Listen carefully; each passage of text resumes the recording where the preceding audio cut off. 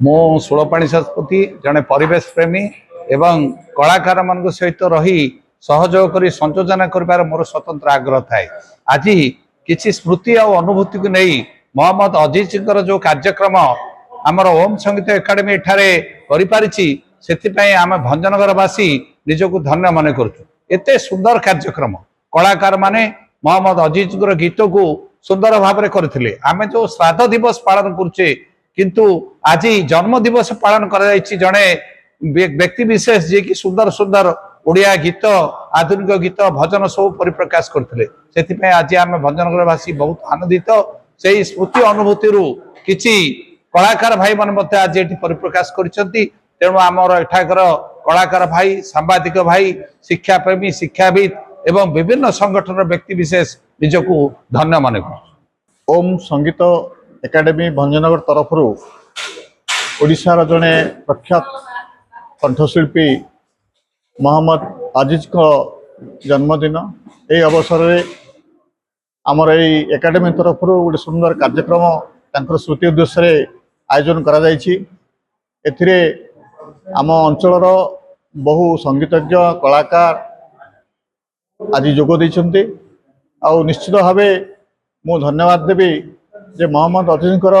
बहुत जो ओडिया गीत आज आमर कलाकार भाई माने बा संगीतज्ञ जो माने आज गीत को परिवेषण कर गीत को शुणी बहुत खुशी लगिला एवं से संगीतर जो प्रकार ताल लय आमर अंचल कलाकार भाई माने जहाँ परिवेषण कले निश्चित भाव मनमुग्धकर एवं बहुत उच्चकोटर थिला। आज कार्यक्रम को संगीत नाट ओम संगीत एकाडेमी तरफ भंजनगर तरफ आयोजन कर समस्त उद्योक्ता एवं कर्मकर्ता मानक धन्यवाद दूची एवं आशा करुच्ची एभली कार्यक्रम जहाँकर जन्म दिवस को आम प्रतिवर्ष पालन करवा। आमर जी कि यही अनुष्ठान प्रतिष्ठाता प्रदीप कुमार स्वाई से आज कहते जे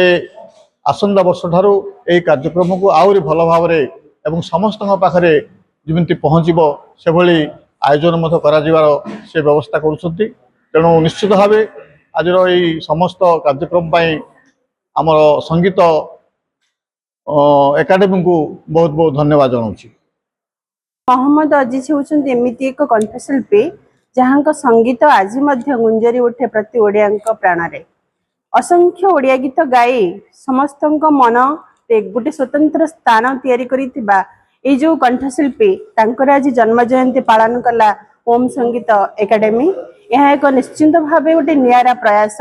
व्यक्ति साधारणतः श्राद्ध दिवस पालन करती केतेगुड़ी अनुष्ठान किंतु ओम संगीत एकाडेमी एमिति संगीत अनुष्ठान जे कि मोहम्मद अजीज आज जन्मोत्सव पालन करी गोटे कलाकार महल रे एक स्वतंत्र तथा नियारा कार्यक्रम करि पारिछि। सेथिपे अनुष्ठान को धन्यवाद।